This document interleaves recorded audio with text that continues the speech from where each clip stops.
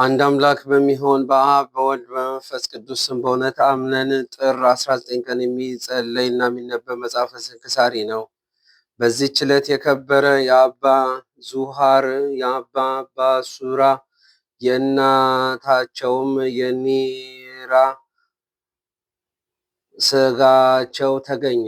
እነ የከበሩ ተጋዳዮች ጣዖት የሚመለክበት ዘመን ሳብሳ ከሚባል ሀገር በሰማዕትነት ሞቱ።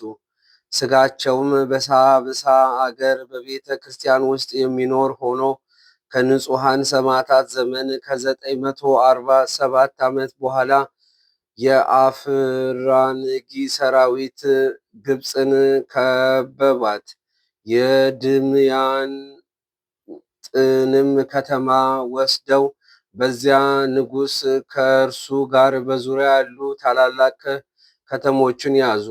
የኮምል ንጉሥም ይህንን በግብፅ ንጉሥ አፍራጊያውያንን ይወጋቸው ዘንድ ከግብፅ አገር ሁሉ ብዙ ሰራዊትን ሰበሰበ። ሰራዊቱም ሲጓዙ ብዙዎች አብያተ ክርስቲያናትን አፈረሱ።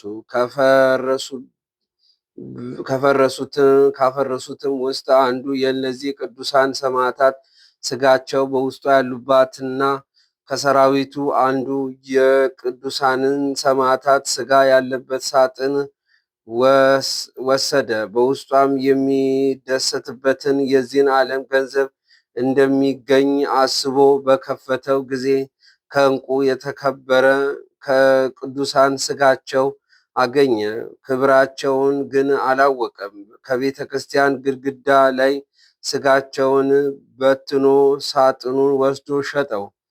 ምሕረቱ የበዛ የሚታገስ ልዑል እግዚአብሔር ወደ አፍራጊ ሰራዊት እስከሚደርስ በእርሱ ላይ ታግሶ ጦርነቱን በገጠመ ጊዜ ከሁሉ አስቀድሞ እርሱ ተገደለ። ባልንጀሮቹንም ምስክር እንደሆኑ ወደ ሀገራቸው በተመለሱ ጊዜ የእግዚአብሔርን ክብር ፈጽመው ሰበኩ።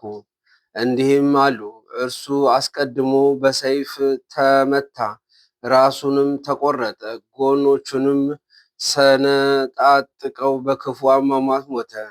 በቅዱሳን ስጋቸው ያ ሰው በበተናቸው ጊዜ የአንዱ ቄስ ሚስት የሆነች አንዲት ምዕመን ሴት ቆማ ትመለከት ነበር። ከዚህም በኋላ በጨልታ ወደ ርሳቸው ገብታ ደስ እያላት ወስዳ በመጎናጸፊያዋ ጠቀለለቻቸው።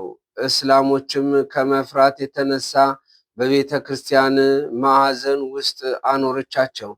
በመጎናጸፊያዋም እንደ ተቀለሉ በጡብ ሸፈነቻቸው። ከዚያም ጡብ ተሸፍነው በዚያች ማዕዘን ውስጥ 20 ዓመት ያህል ኖሩ። ከቀን ብዛት የተነሳ ያቺ ሴት ወሬያቸውን ረሳች።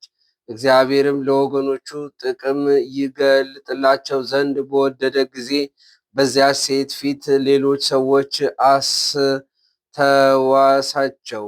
እርሷም በዚያ ጊዜ አስታወሰቻቸው። ለካህናትና ለምዕመናን ነግራ ቦታቸውን አሳየቻቸው።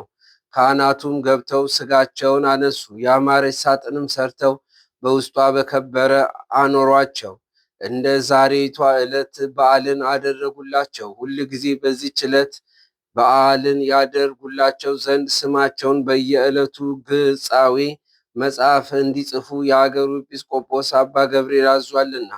ከአጽማቸው ድንቆች ታምራቶች ተገለጡ። ከታምራታቸው እንዲት የታወረች ልጅ ያለች ሴት ነበረች። ተስፋ ከቆረጠች በኋላ በቅዱሳኑ አጽም በተማጸነች ጊዜ ዓይኖቿ ተገልጠውላት አየች። እኒህም ሰማዕታት በዚህ ክብር የከበረችውን የክብር ባለቤት ጌታን ኢየሱስ ክርስቶስን አመሰገነችው። በረከታቸውም ከእኛ ጋር ትኑር። ለእግዚአብሔር ምስጋና ይሁን ዛሬም ዘወትርም ለዘላለሙ አሜን።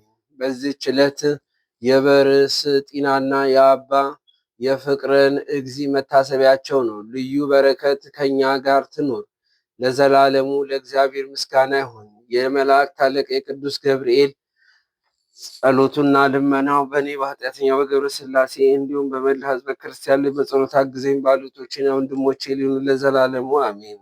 የተመሰገነ አብ ልዑል ነው። የተመሰገነ ወልድ ክቡር ነው። የተመሰገነ መንፈስ ቅዱስ ታላቅ ነው።